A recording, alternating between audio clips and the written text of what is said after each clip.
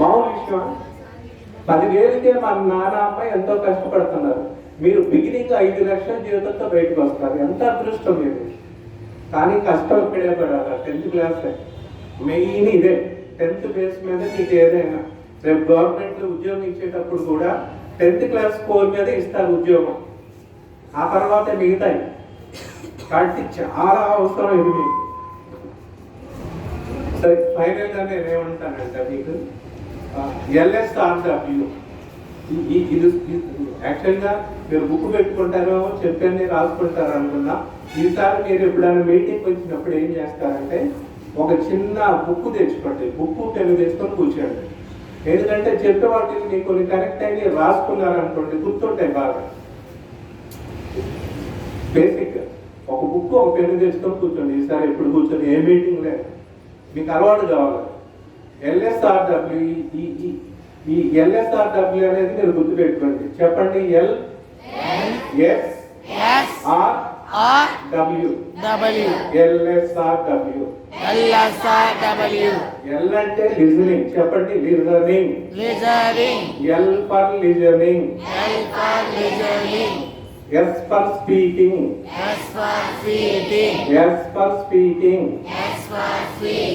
R for reading.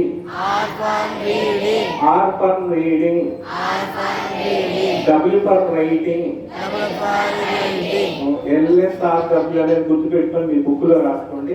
ఇది practice చేయండి. వినాలి, మాట్లాడాలి, చదవాలి, రాయాలి. చెప్పండి. వినాలి,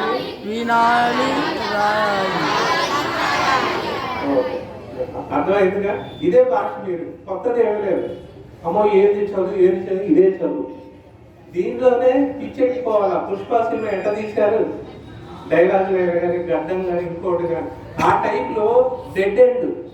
నేషనల్ అవార్డు ఇచ్చారు తెలుసా అల్లు అర్జున్కి? ఇచ్చారా? ఎందుకు ఇచ్చారు? బాగా చేయటం కాదు, అసలు ఇంకా ఆ స్మగ్లర్ అంటే ఇతనేరా అన్నట్టుగా చూపెట్టాడు. మీరు కూడా బెటర్ స్టూడెంట్ గా నిరూపించుకోవాలి. ఏం చేయాలి? బెటర్ స్టూడెంట్ గా నిరూపించుకోవాలి. లాస్ట్ 2 నిమిషాలకు వచ్చాం. అందరు ఒక్కసారి నిల్చోండి.